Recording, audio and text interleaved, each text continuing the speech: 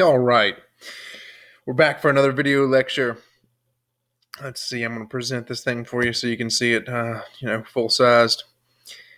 All right, boys and girls, ladies and gentlemen, let's start. Here we go, and I got a pointer too. This is going to be great. All right, the Roaring Twenties is what we're looking at today. Essentially, we're leaving World War One and we're moving into the 1920s. So remember, World War One, 1914, 1918, pretty much wraps up. Spanish flu comes in 1918, 1919, then 1920 and 21. There's a resurgence of the flu and some things like that. But needless to say, we're gonna get down to business here today and get into the Roaring Twenties. All right, so I got my pointer here. Don't worry about the hawk focus; it's just there. It is something good to consider. I'm not grading you on this hawk focus, but I do encourage you to take a look at the hawk focus. Here, let me sit this down, make my life easier. There we go. Okay, so what I would like you to do is to look at the hawk focus, to consider the hawk focus. So number one, define a consumer. What is a consumer? Look at it. Determine what you think it means. A consumer is essentially a person who purchases goods or services at the end of the line, so to speak. All right, so it's a finished product. It's a finished good. It's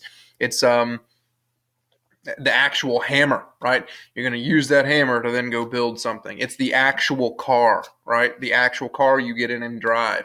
It's not the steel that was used to make the car or the hammer. All right, that's not a finished good or product. It's still transitional, right? Talking about finished stuff. So consumer, what is a consumer? It's a person that purchases finished goods and products. All right. Number two, why was the time period called the Roaring Twenties? Because the economy was booming. Okay, stock market would crash not too long after this, but we'll get to that later. There's a couple different reasons, and we'll get into that with the Roaring Twenties. But define mass media. Oh wait, well let me say one more thing about number two. You do also have to consider that there was massive social changes that were coming. Okay, and these social changes included, women's suffrage, racial tension, things like that. So a lot was happening. A lot of people were being loud, being heard, and everybody was spending money on stuff that weren't really necessities. They were more of wants. Okay, so define mass media. Think about it. You know what mass media is. Okay, you got newspapers, you got nowadays you got television, stuff like that. Anything that propagated a lot of information in a rapid, quick time frame that was able to transit across the country or a large area in a short amount of time. It's mass media. You had radio back then, a lot of radio broadcasts. All right. And then you also had newspapers, but these newspapers were in very wide circulation at this point. What was South Carolina's first commercial radio station? All right. Look up that. It's available to you. 5, where did the station open? What did they play? What new technology became a popular form of entertainment? Describe that. All right. These are things you need to be able to do for the test. What sports were popular during this time period? What did Henry Ford introduce in 1908? Hint, Henry Ford. Okay. What did new roads introduce in the 1920s? And why were visitors from the north attracted to the south or to South Carolina? All right, so let's get into the 20s. State standard. We're going to be looking at 8.6.2, explain the causes and effects and changes in South Carolina and the nation as a whole during the 1920s, including prohibition, the destruction caused by the boll weevil. All right, which is a little insect guy. The rise of mass media, improvements in daily life, increases in tourism and recreation, the revival of the Ku Klux Klan, contributions of South Carolinians to the Harlem Renaissance, and the Southern Literacy Renaissance as well. Okay. So let's look at some vocabulary. Prohibition. What do you need to know about Prohibition. This guy right here. All right. It was a movement to ban the sale and consumption of alcohol. All right. So, in other words, people were looking at it like this. Do you remember temperance during the 19th century? So, that would be the 1800s. The temperance that we discussed back then was this idea that alcohol kind of made you bad. It caused you to do things you wouldn't normally do and become a heathen, so to speak. So, what happened is as time moved on, people began to say, we can actually maybe make laws and regulate morality. Okay, maybe we can make laws to regulate morality. Now, that's not really a thing. Okay, you can't do that. People choose to behave a certain way, and they're raised a certain way, and that's kind of how you get that. But it was this movement to ban the consumption and sale of alcohol in order to hopefully make society a better, more peaceful place to live. All right. Renaissance. What's a renaissance? Rebirth. Literally is what it means, is rebirth. There's been a couple different renaissances, and it's still a relevant term to this day. You can use it if you want. If you were to say, I have experienced a personal renaissance, okay, maybe you had a job or a particular career path or something you were on, and you changed completely. You could say that was a career renaissance for me. All right, that's the good way to use that in modern context. All right, the Harlem Renaissance, Harlem. Obviously, you know where that is, up in New York. A cultural movement that came as a result of the Great Migration of African Americans to northern cities. And growing African American middle class and increased education and employment opportunities. So here's what we're looking at with that. Got a lot of people that were on plantations in the South, and they're now moving north in order to seek new opportunities. That's it. All right. And with the Harlem Renaissance in particular, what's going on here is a lot of them would congregate in a certain area, being Harlem, and Harlem being a popular place to live. That community there kind of birthed or hatched its own miniature culture. Okay, music,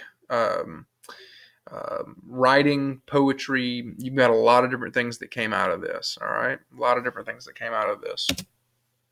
The Roaring Twenties continued. All right, World War I brought prosperity to the United States, and farmers shared in that prosperity. And this had a ripple effect, guys, to the rest of the country. So when one aspect of the economy is doing really well, guess what?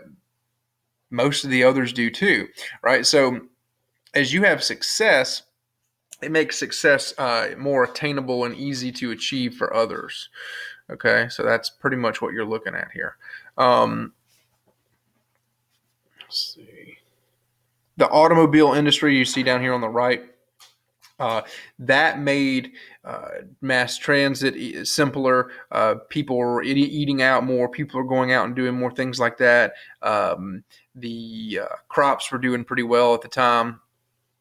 And so what you ended up having is this massive return home of these troops, a lot of people looking for work, a lot of people getting into the consumer market, purchasing goods and services. So then what do people do? Entrepreneurs rise up to meet that new demand. That new increased demand needs to be fed. So put a lot of people at work, a lot more money's changing hands, and you've got a massive increase in economic prosperity. Okay. Massive increase in economic prosperity. So social change in South Carolina. This is a big one because we're going to do a flip grid assignment on it. Okay. Water and sanitation systems were built. Now, water and sanitation. What are we talking about here? You're no longer going to take a potty break in the outhouse. Okay. Wouldn't use the Sears and Roebuck catalog to take care of your business and use as toilet paper. All right. We're talking about city water begins to become a thing. We're talking about sanitization systems such as sewers, and the ability to, like I said, not just have an outhouse. You have legitimate running water where you turn a faucet, water comes on to the toilets, the sinks, the faucets. and bathtubs and things like that, which normally were a basin type bathtub back then. But anyway, the point is think about how different life is. Even just washing clothes, restroom activities, washing, cooking, cleaning, a lot of things changed. All right. And the ability to have sanitization systems set up inside of massive buildings made it more convenient to have higher and higher rised buildings because you didn't have to run out to an outhouse to use the bathroom at night. You didn't have to climb down 40 flights of stairs. So it's literally there in your domicile, in your room, to use the restroom. Because of trolleys and cars, people moved to the suburbs. All right, suburbs, duh, you know what the suburbs are. All right, instead of a farm, so to speak, it was normally like a ranch-style house, and you got a little bit of room to each side, but you got neighbors that are close, but you got your own yard you take care of, right? On a street, it's a little neighborhood. All right, suburbs. So not urban, suburban. All right, it's suburbs, so suburban, but not rural yet. So it's in between rural and urban. All right. So, and with cars, a lot of people can simply just go from the suburbs and commute into city to work. All right. So it makes it really simple. Now, electricity. Got in South Carolina, you got the Lake Murray Dam. You can see an image of it here right down on the bottom right. And now it's interesting. It's a big double wall dam because let me tell you something. That water is being held back by that dam. If that sucker broke, downtown Columbia is underwater. I mean, I'm telling you, go take a road trip and go to Lake Murray. All right. And you'll see this, and you can drive over the top of this thing. It's a big road on top of this dam. And if you look to the right, so like off to the left is where my cursor is right now. If you look back this way, down where this red dot is, so you look over, like if you're coming left to right on this dam, it's a road, and you look off your right-hand shoulder, down there underneath it is Columbia. So if this dam broke, it would literally flood Columbia and might kill everybody. But it's double walled for extra insurance. But you got that, and that dam generates hydroelectric power. Okay, so it turns turbines as water comes through the spillway here. You can see it turns into a small river where my red cursor is. All right, water comes through there, turns turbines. The turbines generate electricity. All right, in a generator. New appliances like washing machines, vacuum cleaners, all those things have really just revolutionized time. And women now start having more time, because they're not doing everything by hand. Okay, not everything is by hand. So social changes in South Carolina. South Carolina did not participate in all the social changes, but it did remain a sexist and racist location in some attributes. Now, that's not a fair thing to say, just like blanket, because you can't say every single person was a racist and a sexist, and you can't say the entire state was racist and sexist. But what you can say is that there were still people that held to old ways of thinking when it came to relationship between black people and white people. You know what we think about that in this class. But and then also sexist. Don't think of it in the term as of women are stupid. Don't think of it like that. Think of it more as women have a position in society that has been known to and proven to work. Men have a position in society that has been known to and is proven to work.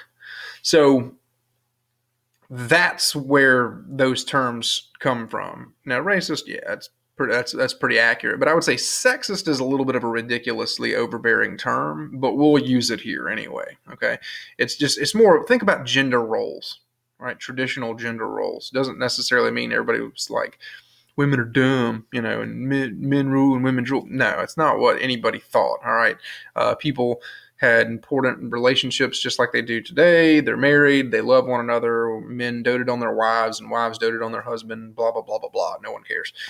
The point is that there were traditional expectations for the genders. I think that's a much better description of it. But now, as far as the separate but equal thing with race is concerned, as far as race is concerned, absolutely still a massive issue. All right. Because of the automobile, tourism began to increase dramatically. When you can hop in your car and drive down to Charleston from Columbia in 2 hours, winning,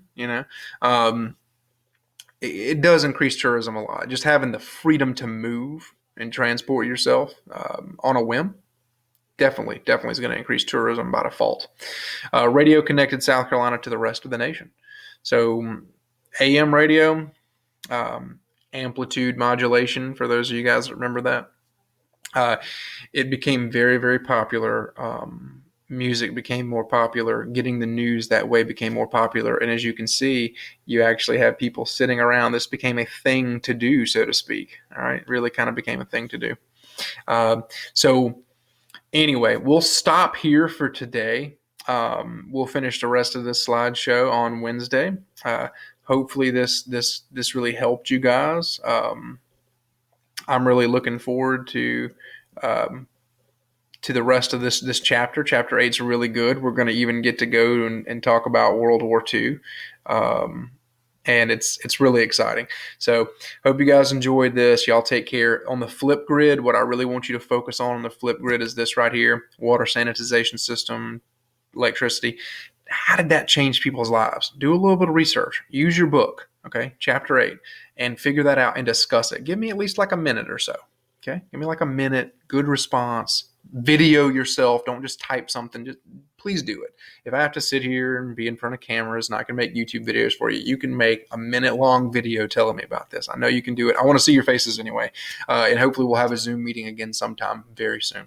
All right, guys. God bless. See you soon. And y'all take care. And we're going to pause this thing.